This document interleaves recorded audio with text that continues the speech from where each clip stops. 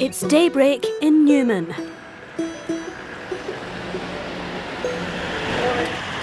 And hundreds of FIFO workers emerge from behind a boom gate. They're heading for the Mount Whaleback iron ore mine, just up the road. But not everyone's happy with the arrangement. The town is dying because of fly in, fly out. The Curragh village, an accommodation camp for workers, is a touchy subject in Newman. It's just on the edge of town, but locals say it's another world away. And there's just no community spirit. There's no one helping out in volunteers groups, there's no one playing sport, there's no one shopping. They have a world of their own, and whilst they say they may interact, in reality they don't interact with the town. Alan Cooper heads up the local shire. He's taking the back roads for a behind-the-scenes view of the camp.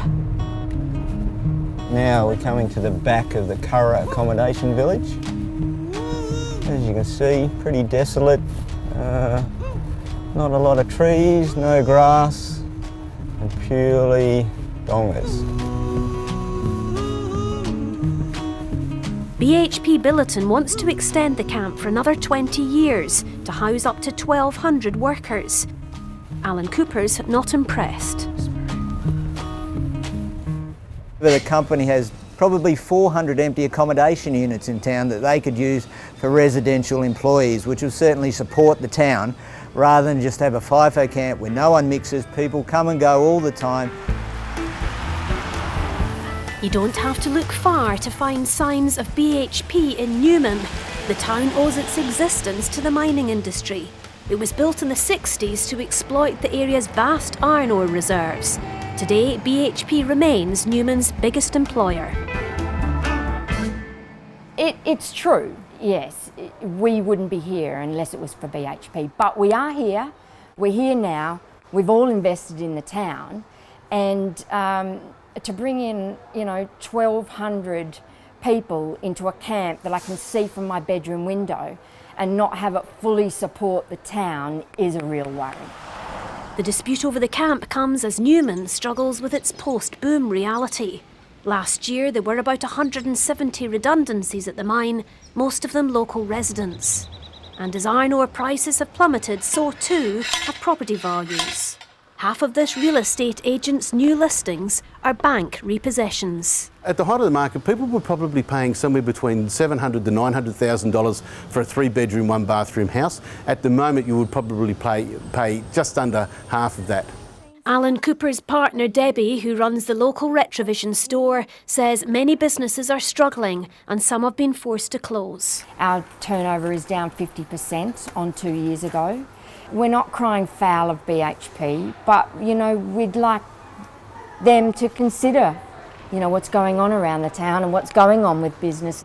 Businesses say they need BHP and their contractors to be proactive in encouraging workers to settle in what they say is a family-friendly town.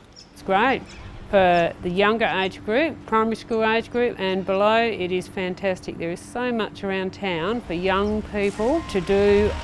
For others, it's a question of honouring an earlier agreement. They told us when they put the camp there that they would hand the camp back to the town to be used as a caravan park.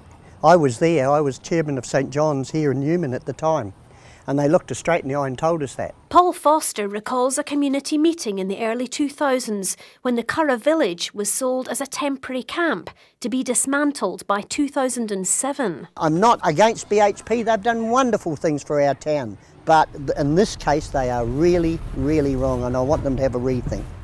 The company already has the state premier on side. Bear in mind, we have negotiated it down from 1,600 beds to 1,200, but it'll be a better quality camp.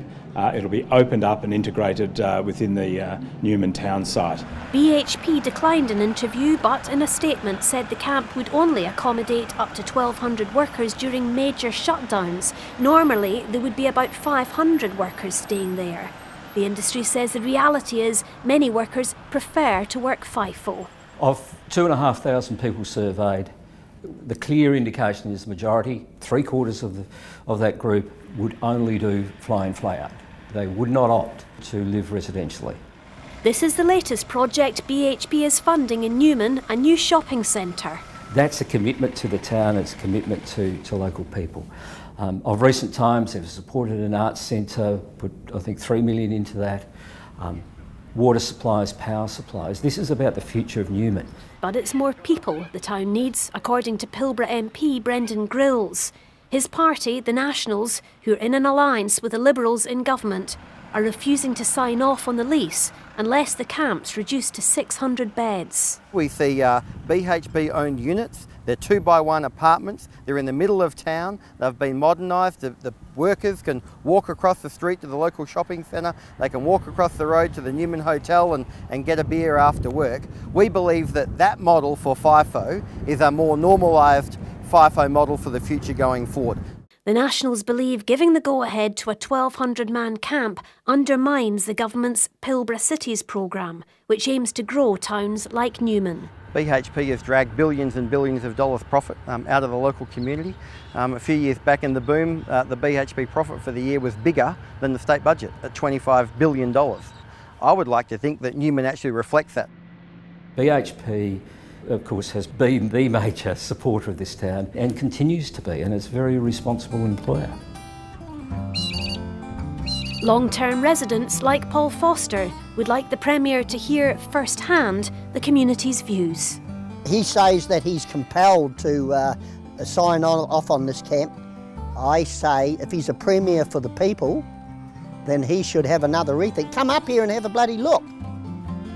Come up to Newman and I'll take him around for a drive.